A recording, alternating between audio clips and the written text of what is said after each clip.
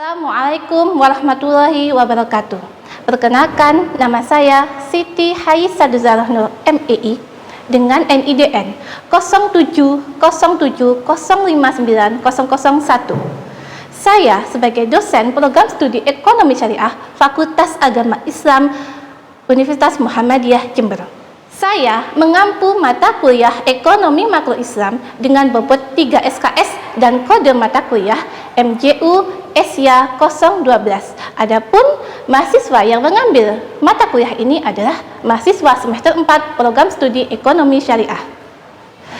Adapun capaian pembelajaran mata kuliah Ekonomi Makro Islam yaitu mahasiswa mampu memahami variabel-variabel makroekonomi dengan pendekatan konvensional dan Islam, mengidentifikasi komponen-komponen pembentuknya, mengenal konsep uang dan inflasi, serta mengkaji peran dan fungsi pemerintah dalam mengintervensi kegiatan perekonomian melalui pendekatan fiskal dan moneter dalam pendekatan ekonomi makro Islam. Adapun dalam video ini, saya menampilkan kegiatan proses pembelajaran mata kuliah Ekonomi Makro Islam pada pertemuan kedua, yaitu pembahasan berkaitan dengan sejarah perkembangan ekonomi makro Islam dan kriteria akhir yang ditetapkan, yaitu mahasiswa mampu memahami dan menjelaskan kebijakan ekonomi makro pada masa Rasulullah dan kebijakan ekonomi makro pada masa Khulafaur Rasyidin. Adapun metode yang digunakan dalam kegiatan pembelajaran, yang pertama adalah metode ceramah, kedua metode tanya jawab, dan ketiga metode diskusi. Adapun hasil penilaian dan evaluasi kegiatan pembelajaran ini dilakukan dengan menggunakan tes atau resum berdasarkan materi yang sudah disampaikan oleh dosen. Adapun media yang digunakan dalam kegiatan pembelajaran ini, yang pertama menggunakan slide PPT, yang kedua literatur buku, ketiga, jurnal terkait, keempat, video pembelajaran yang bisa diakses melalui link YouTube. Untuk lebih jelasnya, dapat dilihat pada video berikut ini.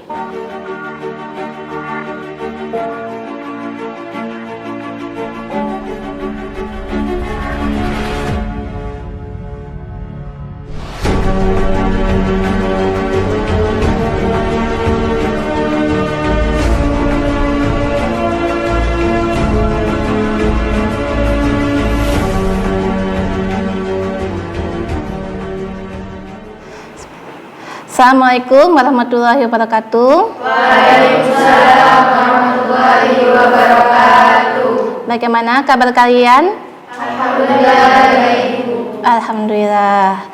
Hari ini kita mengawali kegiatan perkuliahan dengan membaca Bismillah terlebih dahulu. Bismillahirrahmanirrahim. Untuk hari ini, apakah ada yang absen pada kelas mata kuliah Ekonomi Makro Islam? Adakah yang tidak hadir? Siapa? Oktavia Dinda sakit. Ada lagi? Faik. Ada lagi kira-kira? Randy. Oke. Insya Allah kalau misalkan yang sakit semoga diberikan kesembuhan, ya. Amin. Oke. Untuk pertemuan kita yang kedua, yaitu berkaitan dengan materi sejarah perkembangan ekonomi makro Islam pada mata kuliah Ekonomi Makro Islam, kode mata kuliah MJU Asia 012 dengan kode bobot 3 SKS.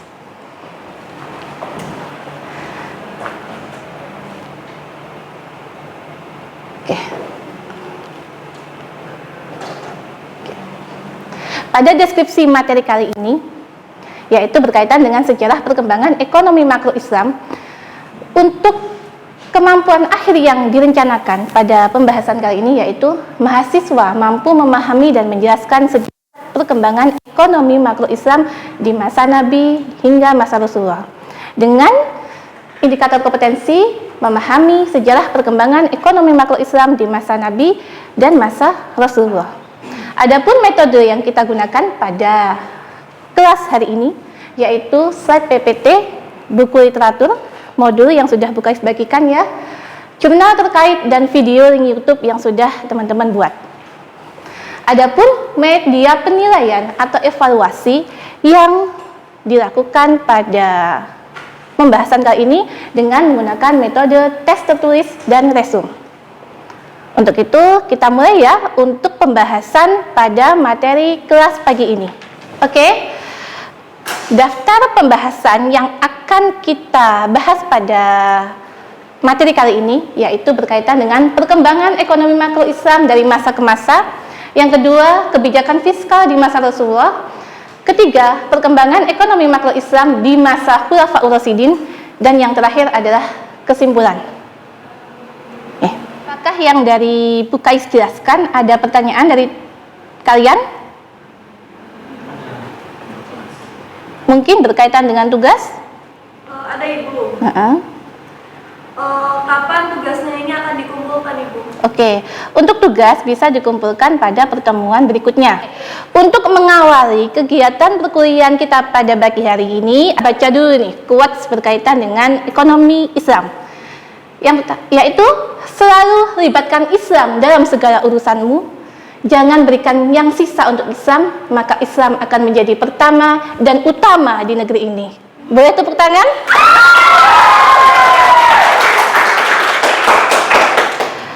Adapun materi yang pertama berkaitan dengan sejarah perkembangan ekonomi makro Islam dari masa ke masa. Perkembangan ekonomi Islam adalah sesuatu yang tidak dapat dipisahkan dalam perkembangan sejarah Islam. Sebagaimana sejak Nabi Muhammad terpilih menjadi Nabi dan Rasul dan membawa Islam kepada umat manusia, maka terkhususnya bagi masalah-masalah ekonomi juga menjadi perhatian dari Nabi Muhammad SAW. Karena itu, masalah ekonomi menjadi penyangga pilar keimanan bagi seluruh umat muslim pada masa ke masa. Nah, berkaitan dengan kebijakan fiskal di masa Rasulullah ketika Rasulullah pindah ke Madinah untuk membentuk negara Islam sebagaimana apa yang difirmankan oleh Allah Subhanahu wa taala, maka kebijakan fiskal yang diterapkan pada masa itu yaitu sistem ekonomi, keuangan dan pajak serta pendirian Baitul Mal. Pada sistem ekonomi, beliau mengajarkan kepada para sahabat, para umat muslim bahwa kekuasaan tertinggi dalam pencarian nafkah berada di tangan Allah Subhanahu wa taala. Dan tentunya sebagai tugas manusia yaitu sebagai khalifah Allah di muka bumi, dan tentunya apa yang menjadi rezeki yang akan didapatkan oleh manusia merupakan karunia oleh Allah Subhanahu wa taala. Pada bidang keuangan dan pajak, pada mula Islam berkembang, Rasulullah mengatur sistem perbendaharaan dalam bentuk sumbangan maupun sukarela yang didapatkan dari kaum muhajirin maupun kaum ansor. Pada awal mula hijrah ke kota Madinah, Rasulullah membuat kebijakan bagaimana cara mempersaudarakan antara kaum muhajirin dengan kaum ansor serta membentuk kegiatan ekonomi secara bersama-sama. Dan tentunya di sini adanya nanti sistem penerimaan dan penyaluran dana. Lalu pada bidang ketiga yaitu pendirian Baitul Mal. Otomatis suatu negara yang baru didirikan dengan pendanaan yang minim tentu akan membutuhkan akumulasi dana dari berbagai subjek pihak. Untuk itu, sebagai lembaga yang diinisiasi oleh Rasulullah, maka Baitul Mal dikhususkan untuk mengatur sistem perbendaharaan negara dan ditugaskan untuk beberapa sahabat sebagai pencatat harta benda yang dihimpun maupun yang akan disalurkan. Lanjut kepada slide yang ketiga.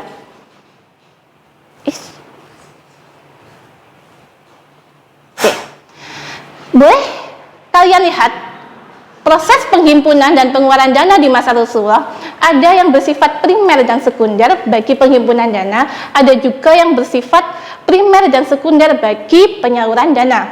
Adapun penghimpunan dana yaitu berkaitan dengan ghanimah atau harta rampasan perang, kharaj atau pajak tanah non muslim, fai atau harta peninggalan suku Bani Nadir, dan wakaf.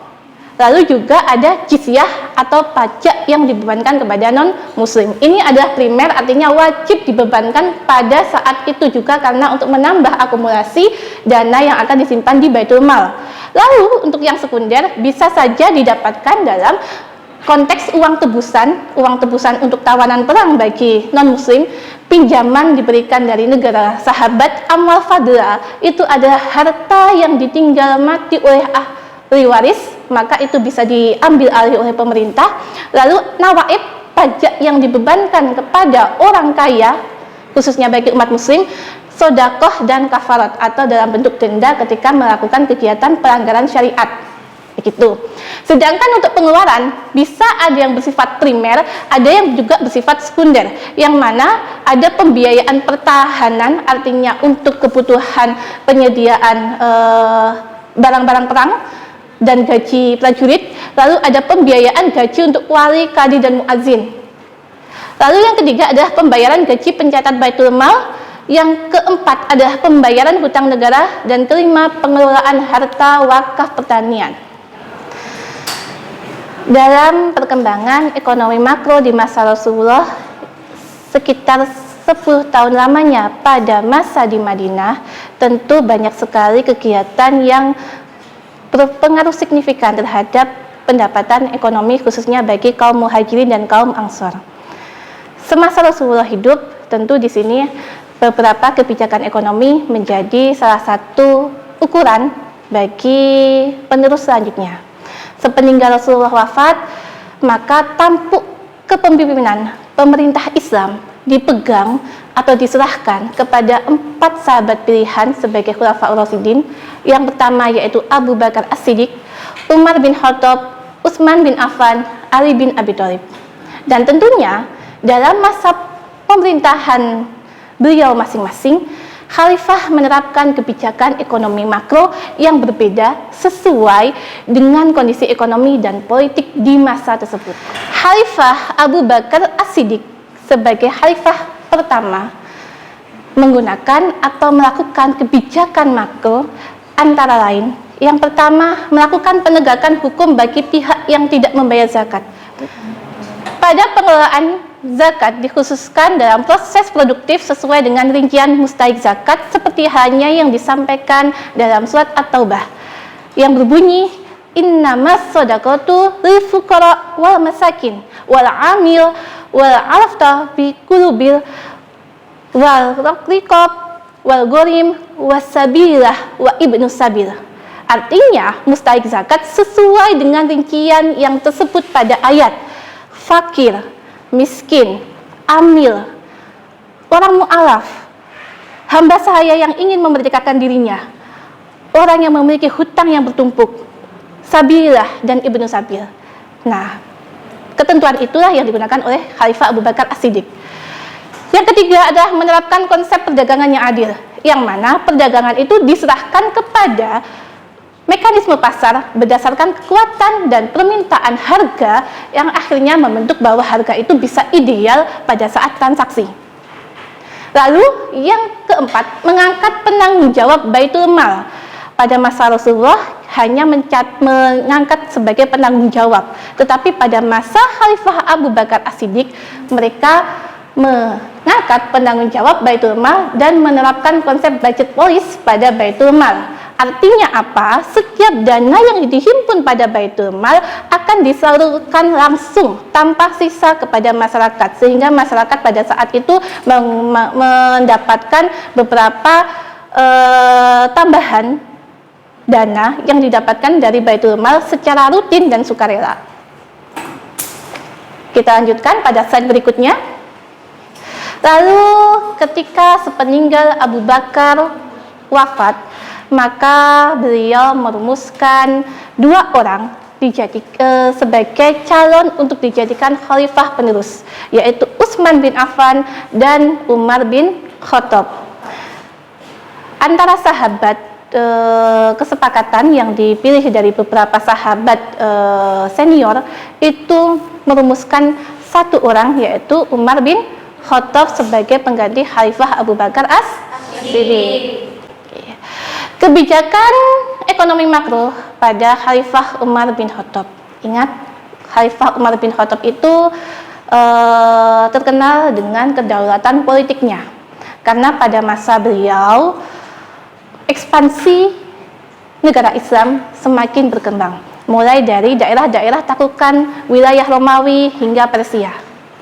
Otomatis kebijakan ekonomi makro tentu akan lebih luas daripada yang dilakukan oleh Khalifah Abu Bakar Siddiq. Berkaitan dengan kebijakan ekonomi pengurusan harta kekayaan, negara mengambil kekayaan umum dengan benar. Artinya tidak ada kekayaan yang didapatkan dari jalan yang kotor. Adapun unsur-unsur kebijakan fiskal yang diterapkan oleh Khalifah Umar bin Khattab, yaitu yang pertama tetap melanjutkan pendirian atau pengembangan atas lembaga Baitul Mal. Dikaji kembali Baitul Mal, lalu perbendaharaannya juga dimulai ditata kembali, dan tentunya ini yang membedakan dari Khalifah Abu Bakar As-Siddiq, bahwa di Baitul Mal harta itu tidak dibagikan secara totalitas, karena bagi Khalifah Umar, jika harta itu dibagikan secara totalitas akan habis untuk kegiatan konsumsi. Maka ada beberapa yang dinamakan dengan harta cadangan pada pengelolaan Baitul Mal. Juga pada kepemilikan tanah. Ingat, dalam setiap peperangan yang dilakukan oleh umat Islam, setiap harta taklukan, khususnya bagian tanah, itu selalu diberikan kepada para prajurit atau orang-orang yang berjasa dalam kegiatan peperangan tersebut, tanpa terkecuali. Nah, hal ini perlu dievaluasi oleh Khalifah Umar bin Khattab karena dilihat bahwa tanah itu ternyata tidak produktif ketika dipegang oleh beberapa orang prajurit. Lalu kepemilikan tanah itu benar-benar dikhususkan bagi orang-orang yang benar-benar produktif. Dan jika terpaksa tanah itu diberikan, maka dikasih tenggat waktu untuk beliau melihat apakah tanah itu dihidupkan, ditanami, atau diproduktifkan oleh orang tersebut. Jika tidak ada, maka bisa diambil alih oleh negara dan bisa dilakukan dalam bentuk proses sewa atau kerjasama dengan masyarakat yang lain. Begitu. Lalu kita lanjutkan pada masa Khalifah Utsman bin Affan. Dalam pemilihan Khalifah Utsman bin Affan, Umar bin Khattab belum memutuskan, karena sebelum beliau memutuskan, beliau sudah dibunuh oleh Abu Lu'lu'ah pada masa akhir kepemerintahannya. Maka dari itu seluruh sahabat senior merumuskan dua orang sebagai calon khalifah, yaitu Utsman bin Affan lalu Ali bin Abi Thalib. Lalu secara aklamasi diputuskanlah bahwa sebagai penerus khalifah ketiga yaitu Utsman bin Affan. Nah, Utsman bin Affan terkenal sebagai pribadi yang sangat lembut, terkenal sebagai pembisnis yang luar biasa. Tentunya banyak kebijakan ekonomi makro yang bisa diaplikasikan oleh Khalifah Utsman bin Affan. Pada masa Khalifah Abu Bakar, pada masa Khalifah Umar bin Khattab, segala bentuk kegiatan masalah, bentuk pengadilan itu dilakukan di masjid, terkhusus di Masjid Nabawi. Tapi pada masa Khalifah Utsman bin Affan, maka dibentuklah yang namanya gedung pengadilan, yang mana benar-benar lembaga pengadilan yang bertugas untuk mengadili setiap masalah, setiap kegiatan yang berlawanan dengan hukum seadil-adilnya berdasarkan lokasi yang sudah ditetapkan oleh Khalifah Utsman bin Affan. Artinya masjid itu dikembalikan lagi ke fungsinya sebagai tempat ibadah, bukan sebagai tempat pengadilan. Begitu. Untuk materi dari awal masa Rasulullah hingga materi pada masa kekhalifahan Ali bin Abi Thalib, apakah ada pertanyaan?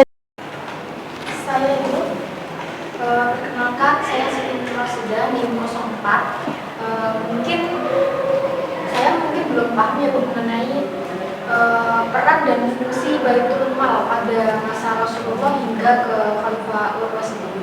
Oke. Alhamdulillah, terima kasih pertanyaannya dari Siti Rosidah. Oke, untuk peran lembaga Baitul Mal yang merupakan lembaga yang diinisiasi oleh Rasulullah, itu yang pertama adalah sebagai lembaga untuk mengatur sistem penghimpunan dana. Dana-dana yang didapatkan baik secara primer maupun sekunder diletakkan pada Baitul Mal. Yang kedua, sebagai lembaga untuk menyalurkan dana.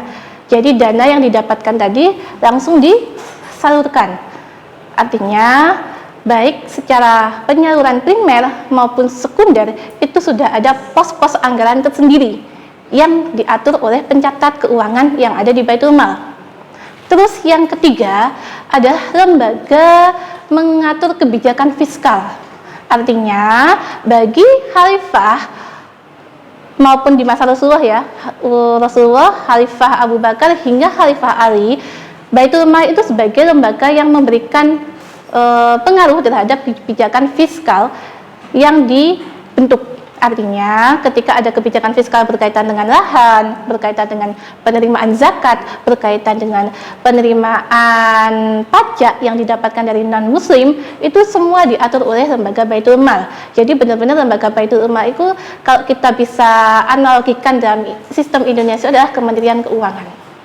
Baik Bu, terima kasih Bu penjelasannya. Oke. Apakah ada lagi yang ingin bertanya? Silahkan.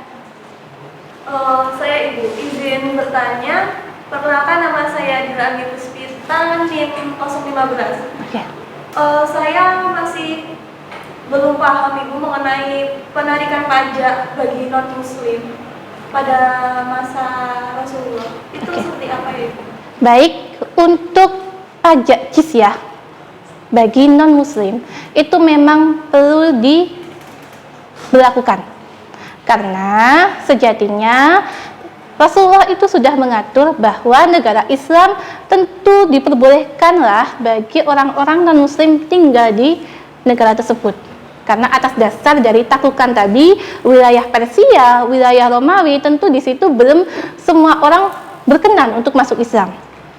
Bagi yang tidak berkenan, maka mereka diperkenankan untuk membayar jizyah tadi sebagai alasan, sebagai dasar agar menjaga keselamatan diri.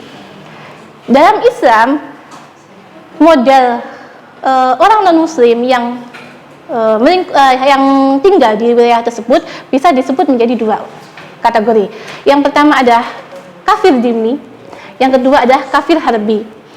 Nah, kafir dhimmi itu adalah warga negara non-muslim yang tinggal di negara tersebut dan bisa membayar jizyah. Sedangkan kafir harbi itu adalah warga negara non-muslim yang tinggal di negara tersebut tapi dia menolak untuk masuk di negara tersebut, bahkan memerangi orang muslim. Jadi yang kafir harbi otomatis wajib untuk diperangi. Ingat ya bahwa pada masa penaklukan tentu Rasulullah dan beserta khalifah-khalifah itu menerapkan sistem perlindungan bagi perempuan, anak, warga lanjut usia, dan tentu warga yang tidak mampu dalam segala fisik ya, dalam segi fisiknya lah. Nah, disitulah nanti akan dilindungi oleh pemerintah Islam. Baik Ibu, terima kasih atas penjelasannya. Oke, sama-sama. Monggo, ada pertanyaan yang lain? Silakan. Saya Ibu. Silakan. Perkenalkan nama saya Winda Surifdani, NIM 032.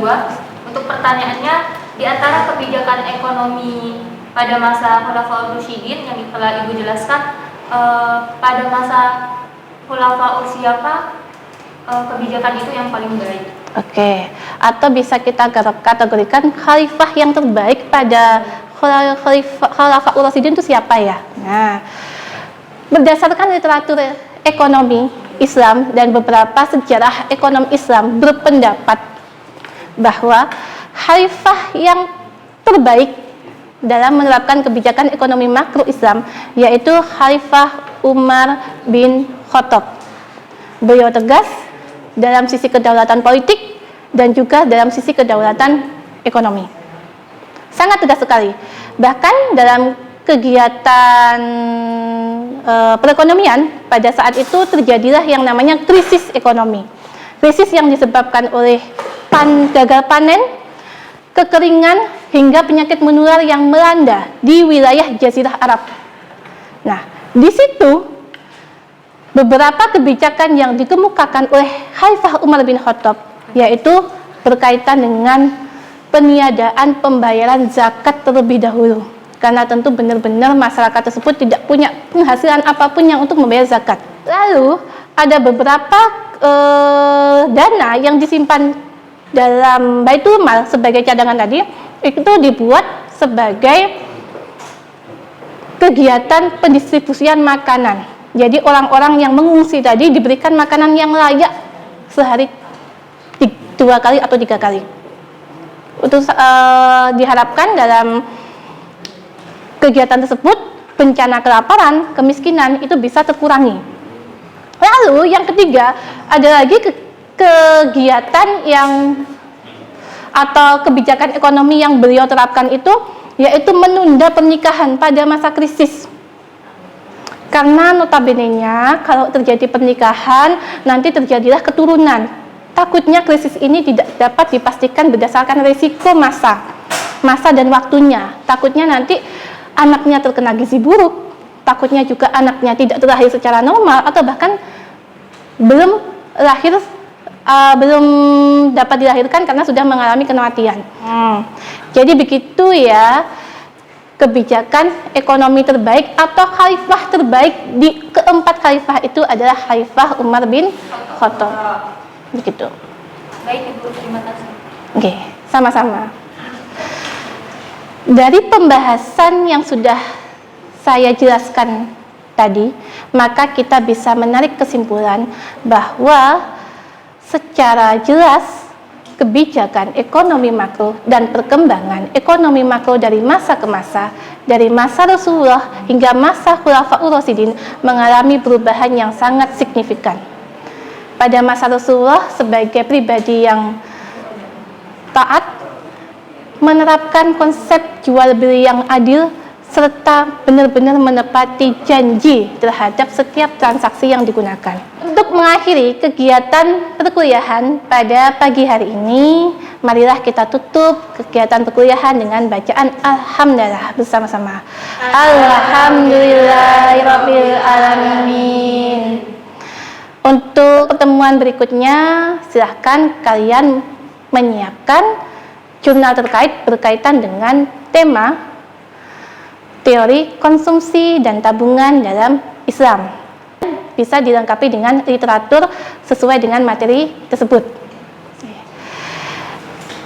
Cukup sekian dari saya.